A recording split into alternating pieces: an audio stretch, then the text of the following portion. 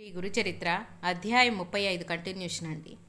సీమంతిని ఆమెకు నమస్కరించి ఇంటికి వచ్చి ఎంతో శ్రద్ధతో ఆ వ్రతమాచరించింది. ఆమెకు యుక్త వయస్సు రాగానే ఇంద్రసేన మహీపాలుడి కుమారుడైన చంద్రాంగదుడికిచ్చి వివాహం చేశారు. ఆ దంపతులు ఎంతో అన్యోన్యంగా జీవిస్తుండగా ఒకరోజు ఆ రాజకుమారుడు జలక్రీడలకని వెళ్ళి ప్రమాదవశాత్తు సానకాలంది నదిలో మునిగిపోయాడు.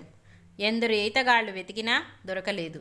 అది తెలిసి 14 సంవత్సరాలు నిండిన సీమంతిని ప్రాణత్యాగానికి సిద్ధమైంది. కానీ రాజు ఆమెను వారించాడు. బంధువులందరూ నది వద్దకు చేరి దుఃఖించారు.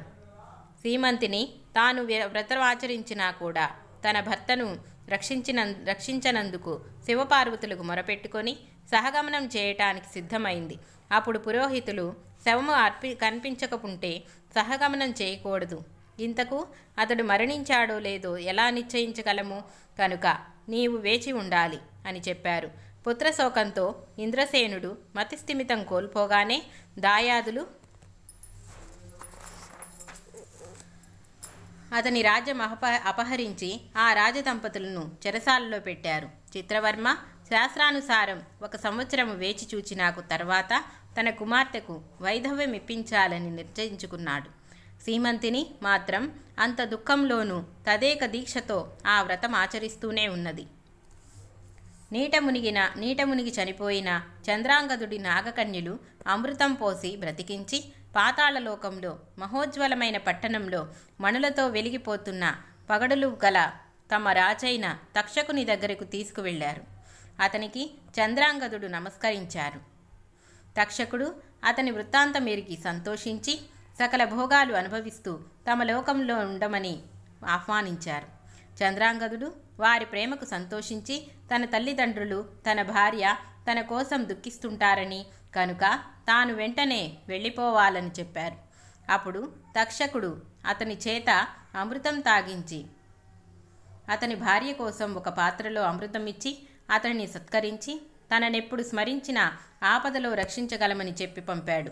తక్షకుడు ప్రసాదించిన దివ్యాంశం మీద చంద్రాంగదుడు తిరిగి నది ఒడ్డుకు చేరాడు. అమృతం త్రాగటం వలన దివ్య వచ్చస్సుతో వెలిగిపోతూ దివ్యాంశంపై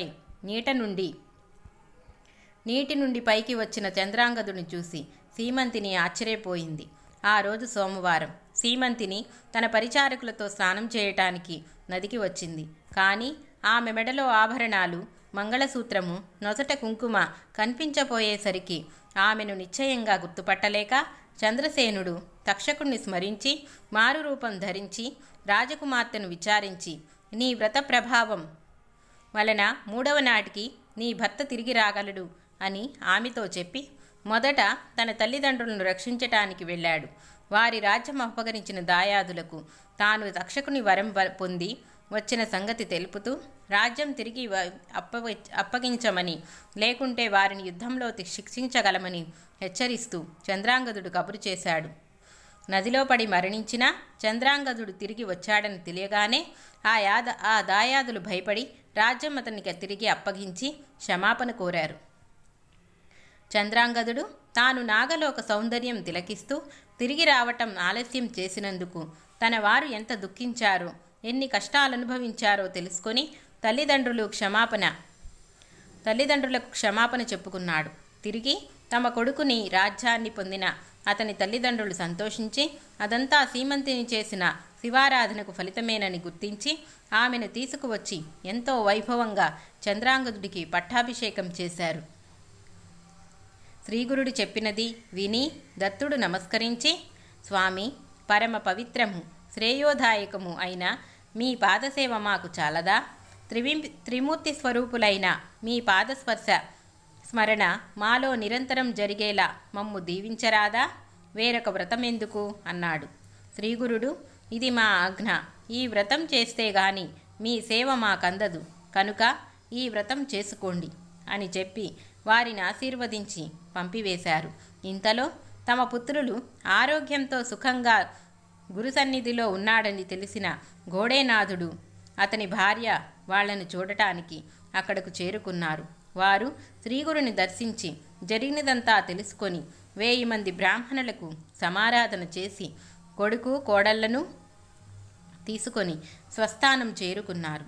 సావిత్రి, దత్తాత్రేయులు శ్రీగురుని చెప్పిన వ్రతమాచరించి కాలాంతరంలో పూర్ణాయువులైన కొడుకులను కన్నారు.